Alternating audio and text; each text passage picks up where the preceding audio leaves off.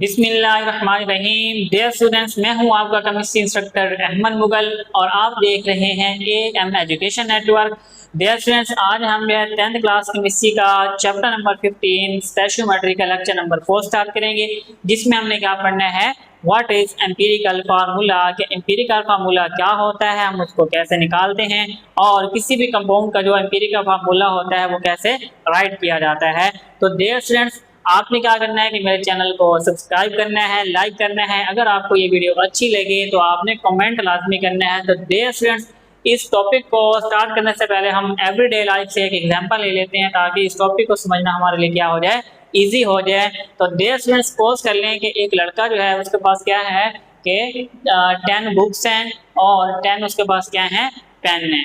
तो अब क्या है कि मैं उसे कहता हूँ हाँ भाई इसकी सिंपलेस्ट रेशो निकालें, ठीक है। तो वो क्या करेगा कि ये जो 10 है इसको 10 के ऊपर डिवाइड करेगा और इस 10 को भी 10 पे डिवाइड कर देगा, तो उसके पास सिंपलेस्ट रेशो क्या आ जाएगी, 1:1, ठीक है। तो अब वो मुझे बताएगा कि इसकी जो सिंपलेस्ट रेशो बनी है वो 1:1 है। तो डियर स्टूडेंट्स, जो एम्पिरी का फार्मूला होता है ये सेम एज इट ऐसे ही काम करता है, ठीक है। कि ये भी किसी कंपाउंड के अंदर जो एलिमेंट्स की जो तादाद होती है उनकी जो सिंपलेस्ट रेशो निकाल के हमें बताता है।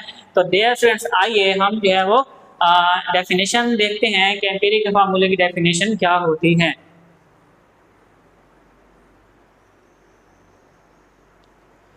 तो डियर स्टूडेंट्स, अगर मैं जो है वो एम्पिरी का फार्मूले की डेफिनेशन की बात करूं, ठीक है, तो वो क्या है कि the formula which shows the simplest whole number ratio of atoms present in the compound is called empirical formula.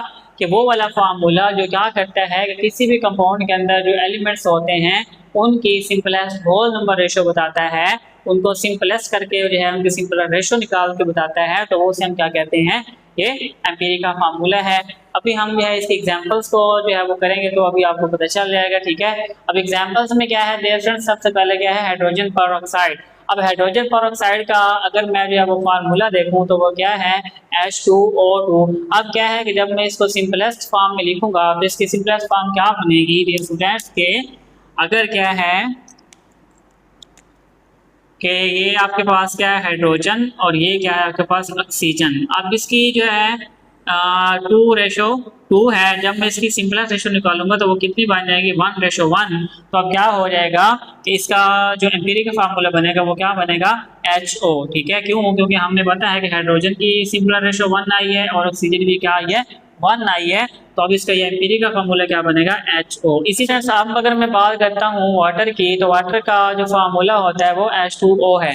तो इसमें जो है वो हाइड्रोजन की कितनी रेशियो है पहले, तो वो है हमारे पास 2 और ऑक्सीजन है 1।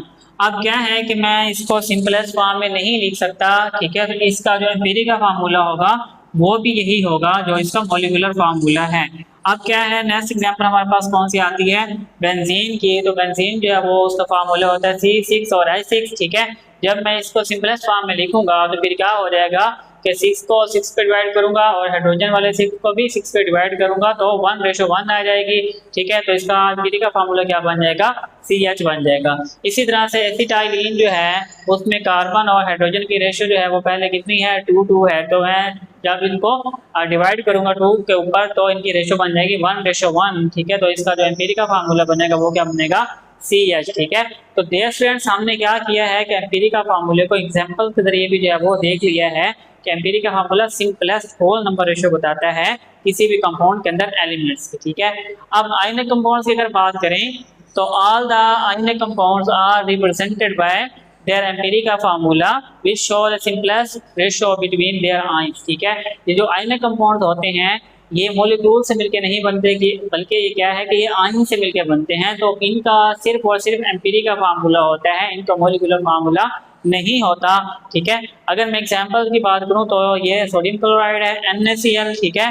तो इसमें क्या है कि सोडियम आयन है, ठीक है, और क्या है, क्लोराइड आयन है। तो इसमें मैं अगर सिंपल रेशो निकालूं तो सोडियम भी 1 है और क्या है, क्लोराइड आयन भी क्या है, 1 है। तो अब इसका जो एम्पिरी का फार्मूला बनेगा वो क्या है, NaCl। इसी तरह से जो है वो कैल्शियम क्लोराइड की बात करें तो इसमें जो कैल्शियम के जो आयन होते हैं वो क्या है, 1:, है, ठीक है। और क्लोराइड जो है उसके जो आयन है वो 2 है। तो इसका एम्पिरी का फार्मूला क्या बनेगा, CaCl2, ठीक है। इसमें कैल्शियम 1 है और क्लोराइड क्या है, यहाँ पे 2 है। नेक्स्ट डे स्टूडेंट्स कुछ ऐसे भी कंपाउंड्स होते हैं कि उनके जो फार्मूलाज होते हैं वो तो मुख्तलिफ होते हैं, लेकिन जब उनका एम्पिरिकल फार्मूला निकालते हैं तो दोनों का वो सेम आ जाता है। जैसे एग्जांपल में देखें, ठीक है, सम कंपाउंड्स में है सेम एम्पिरिकल फार्मूला, बेंजीन और एसिटाइलिन। अब बेंजीन का जो फार्मूला है वो C6 और H6 है, एसिटाइलिन का C2 और H2 है। लेकिन जब हम इनकी सिंपलेस्ट होल नंबर रेशो निकालते हैं तो बेंजीन की भी क्या आती है, CH। क्यों? क्योंकि ये 6 पे डिवाइड करेंगे तो 1:1 रेशो बन जाएगी, तो CH बन जाएगा, और यहाँ पे हम 2 से डिवाइड करेंगे तो वो 1:1 रेशो बन जाएगी, और इसका भी क्या बन जाएगा, CH बन जाएगा। अब ये देखें तो कंपाउंड मुख्तलिफ है लेकिन उनके एम्पिरिकल फार्मूले क्या है, सेम है। नेक्स्ट एग्जांपल जो है वो एसिटिक एसिड की है और ग्लूकोज की है। अब एसिटिक एसिड का जो फार्मूला होता है वो ये वाला है, CH3COOH, ठीक है, और ग्लूकोज का C6H12 और O6। जब हम इनकी सिंपलेस्ट रेशो निकालते हैं तो यहाँ देखें तो ये 1 कार्बन, ये 2 कार्बन, ठीक है, तो कार्बन कितने हो गए यहाँ पे, 2 कार्बन, ठीक है।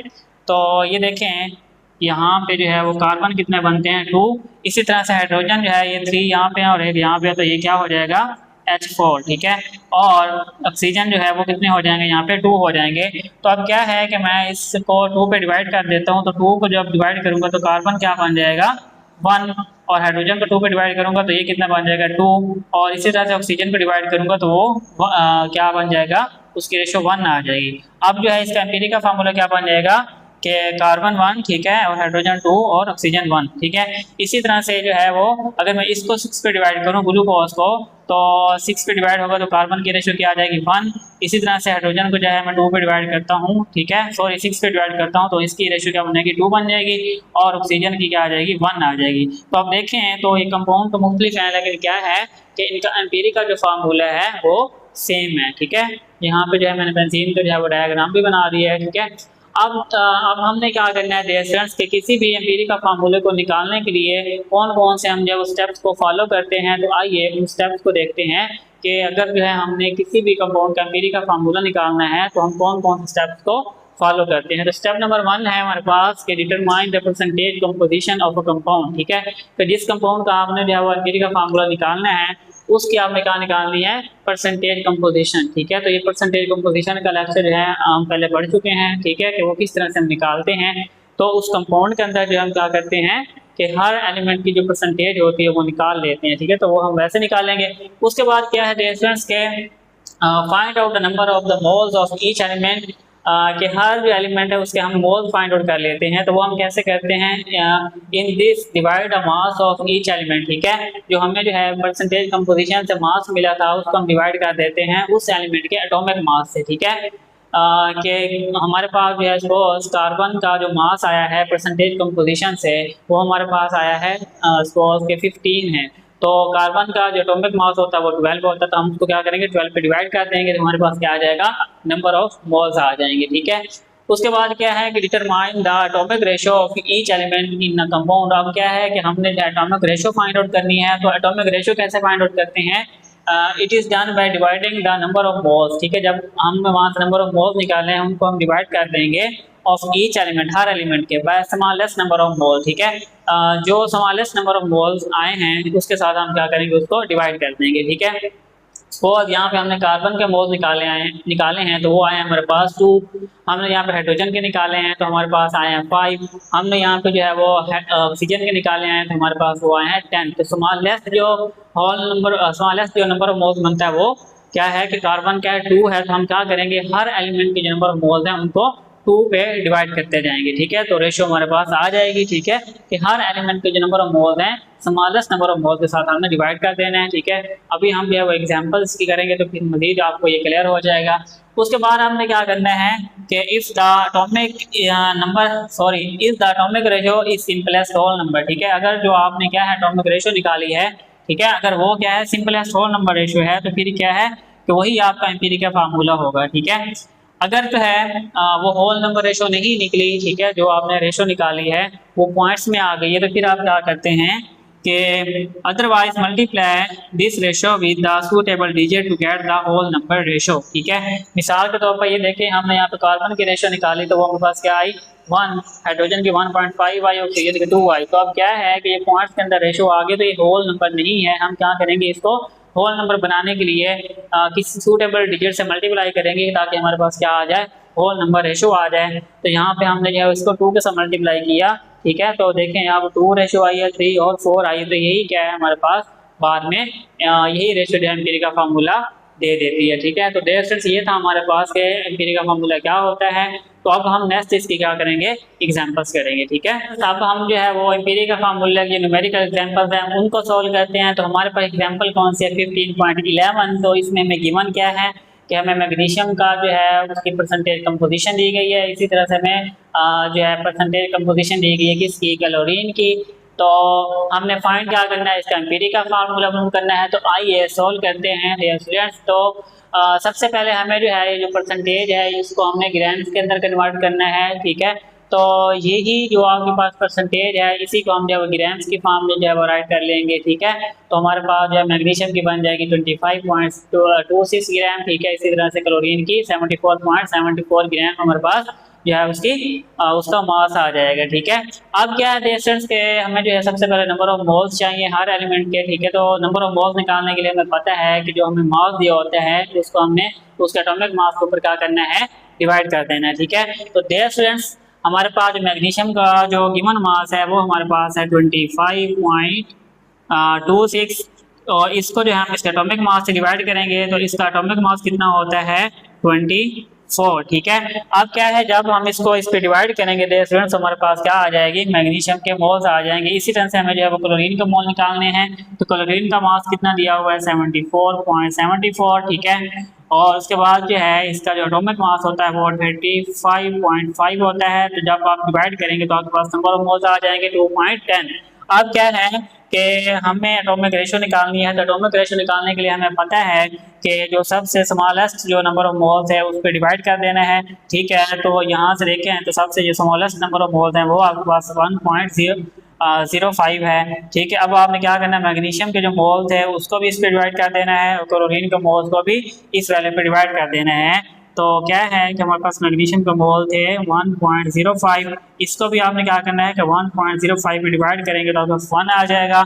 इस तरह से क्लोरीन के जो मोल्स आए आपके पास 2.10, इसको आपने क्या करना है, डिवाइड कर देना है किस पे, 1.05 पे। तो आपके पास क्या आ जाएगी वैल्यू 2 आ जाएगी। अब क्या है हमें मैग्नीशियम के जो है नंबर ऑफ मोल्स 1 आ गए हमारे पास और क्लोरीन के 2 आ गए। तो अभी इनके एटॉमिक रेशियो निकली है 1:2 आई है। अब हम जो है वो इसका अगर फार्मूला लिखना चाहें तो इसका फार्मूला क्या बन जाएगा, मैग्नीशियम जो है इसकी रेशियो 1 है, ठीक है। तो ये 1 आ जाएगा और क्लोरीन जो है इसकी क्या ये रेशियो 2 है, तो यहाँ पे हम 2 लगा देंगे, ठीक है, उसका सब्स्टिट्यूट बना देंगे।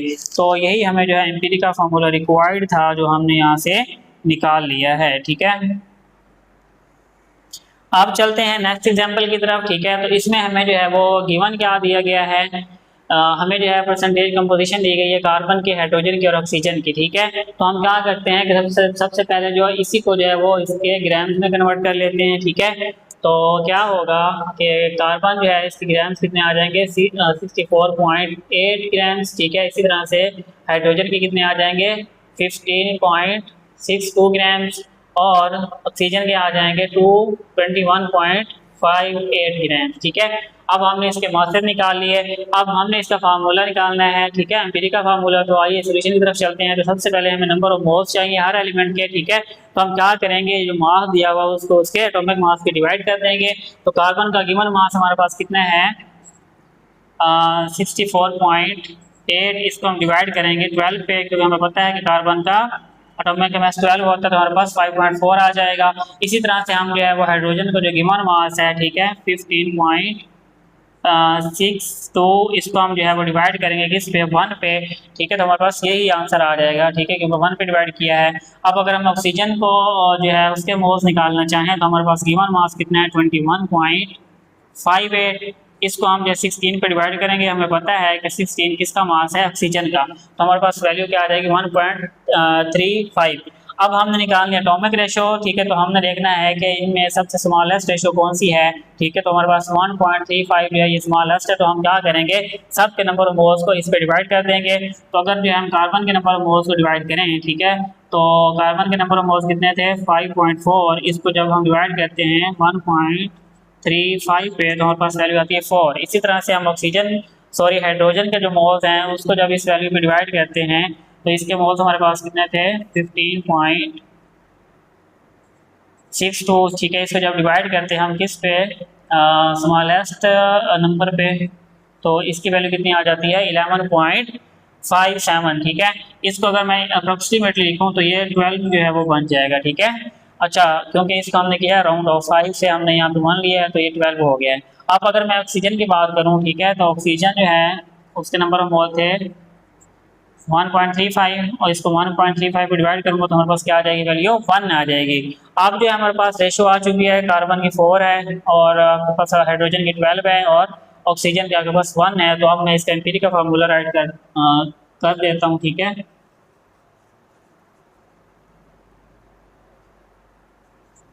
अब इसका जो एम्पिरिकल फार्मूला है वो हमारे पास क्या बनेगा कि कार्बन के कितने हैं 4, हाइड्रोजन के कितने हैं हमारे पास 12 और ऑक्सीजन हमारे पास क्या है 1। तो ये हमारे पास क्या आ गया, इसका एम्पिरिकल फार्मूला आ गया। तो यही हमने जो है वो फाइंड आउट करना था। तो डियर स्टूडेंट्स, इसका जो बुक के अंदर ये जो आपके पास एग्जांपल की हुई है वहाँ पे जो है ना हाइड्रोजन का जो मास निकाला हुआ है, सॉरी हाइड्रोजन के जो नंबर ऑफ मोल्स निकाले हैं वो 10 निकाले हुए हैं, तो वहाँ पे वो मिस्टेक है, प्रिंटिंग मिस्टेक है। तो उसका करेक्ट जो है ना वो जो एम्पिरिकल फार्मूला बनता है वो हाइड्रोजन का 12 बन। तो डियर स्टूडेंट्स, नेक्स्ट हमारे पास क्या है कि एक क्विक चेक है, इसको देखते हैं कि हमें गिवन क्या दिया हुआ है। तो गिवन हमें क्या है कि मास ऑफ एसबी जो है ये एंटीमनी की जो है वो सैंपल्स है, तो एंटीमनी का हमारे पास मास दिया हुआ है। उसके बाद हमारे पास मास क्या है ऑक्सीजन का दिया हुआ है ग्राम्स के अंदर, ठीक है। तो ये हमें डायरेक्टली ग्राम्स के अंदर दे दिया गया है। हमने जो है इसका एम्पिरिकल फार्मूला निकालना है। तो सिचुएशन क्या आएगा कि हमने सबसे पहले क्या निकालने हैं number of moles of each element, ठीक है। तो हमें मास गिवन है, हम उसके क्या करेंगे जो उसका एटॉमिक मास है उस पर डिवाइड कर देंगे। तो एंटीमनी का जो मास दिया हुआ वो 0.418 दिया हुआ है और इसका जो आपके पास एटॉमिक मास होता है वो होता है 121.8, ठीक है। तो इस पर डिवाइड करें तो हमारे पास 0 कौन सी आएगी, सॉरी हमारे पास वैल्यू क्या आ जाएगी मोल्स की 0.00343। अब ऑक्सीजन का निकालते हैं तो गिवन मास कितना है हमारे पास 0.082 और इसको डिवाइड किस पे करेंगे 16 पे, तो हमारे पास वैल्यू क्या आ जाएगी 0.005125, ठीक है। अब हमने निकालनी है एटॉमिक रेशो। तो हम सबसे पहले क्या करेंगे, सबसे पहले हम देखेंगे कि इसमें स्मॉलेस्ट रेशो कौन सी है। तो हमारे पास ये वाली स्मॉलेस्ट जो है ना वो रेशो है। तो हम क्या करेंगे कि एंटीमनी के जो मोल्स हैं उसको इस पर डिवाइड कर देंगे, इसी तरह से ऑक्सीजन के मोल्स को भी इस पर डिवाइड कर देंगे, ठीक है। तो एंटीमनी के जो हैं वो 0.00343 और इसको डिवाइड भी इसी पे करेंगे, ठीक है।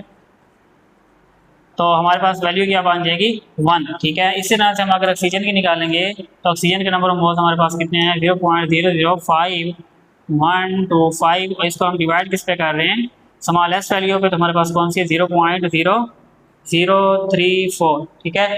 जब हम इस पे डिवाइड करेंगे तो हमारे पास वैल्यू क्या आ जाएगी 1.49 और इसको अप्रॉक्सीमेटली हम क्या है 1.5 जो है कंसीडर कर सकते हैं।